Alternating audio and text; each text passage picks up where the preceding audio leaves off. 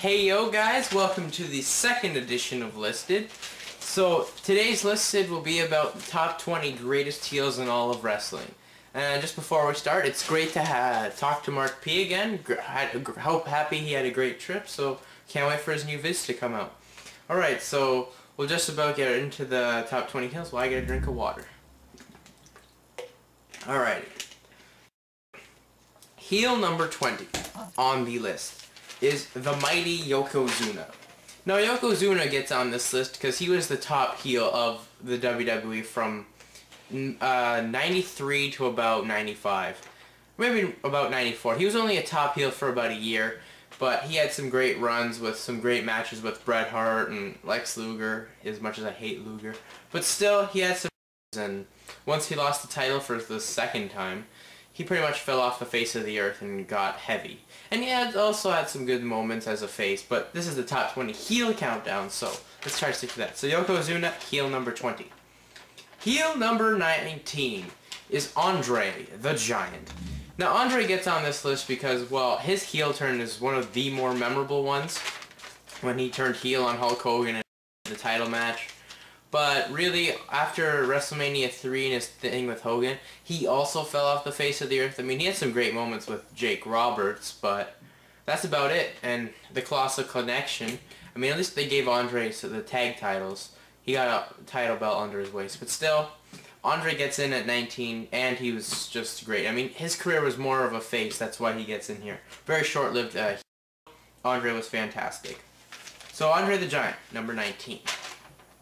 Heel number 18 is CM Punk. Now CM Punk gets on this list because he's one of the most best heels that the indies have ever produced.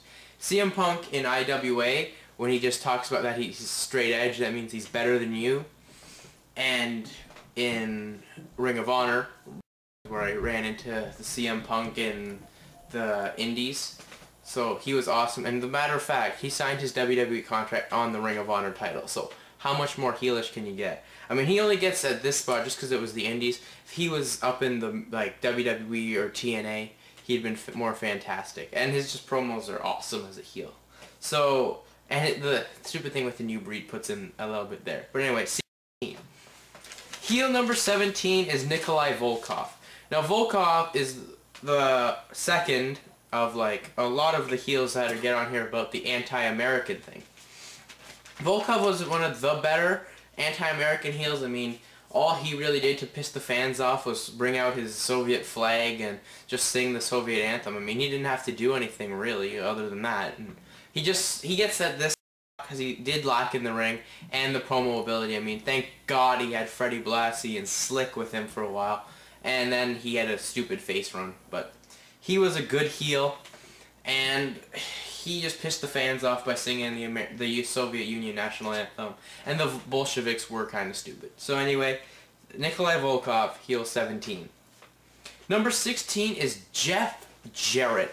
Jarrett is one of the more memorable heels for me. I mean, I ran into Jeff Jarrett when he was in the WWF with his Music City gimmick, and when he had the gayest ring attire of all time. But he was a good heel. I mean, he just hit you with his guitar and he'd say, "Ain't he great?" And he just pissed me off by saying that and stuff, and his singing ability. But Jeff Jarrett deserves to be on this list because the fans in the Impact Zone hate that man's guts for making him champion for so long.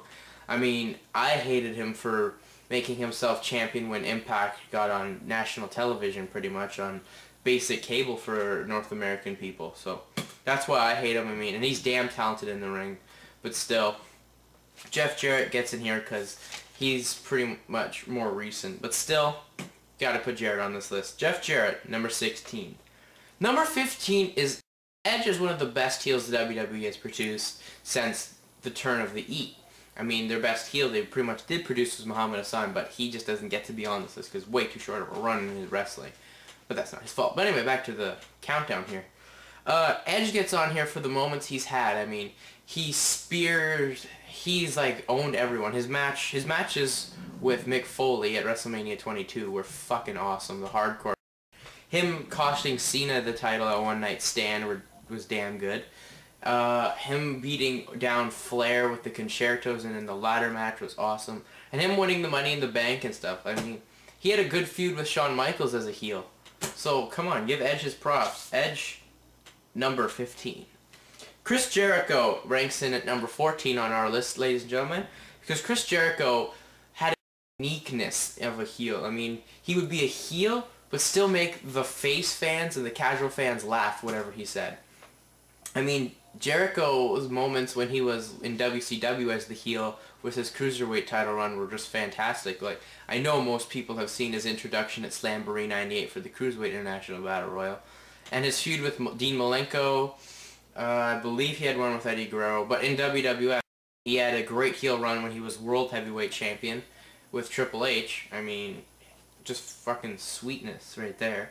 And when he first came in and feuded with Chyna and The Rock, I mean, those were just great moments from Jericho. Jericho will make you laugh and stuff, and he has great match ability. So, Jericho, number 14. Number 13, I'll just say Mankind. I mean, I do have Cactus Jack on here, but I can't think of it as Cactus Jack as a heel. I mean, for sure in Japan, and maybe WCW there. But I would say Mankind, because Mankind, the Mankind character was the first character I ever saw beat down The Undertaker to the ability that he did. The Boiler Room Brawl is an awesome match, and he got The Undertaker's manager to manage him. His match with Shawn Michaels at In Your House, like, whatever, 5 or 7, whatever.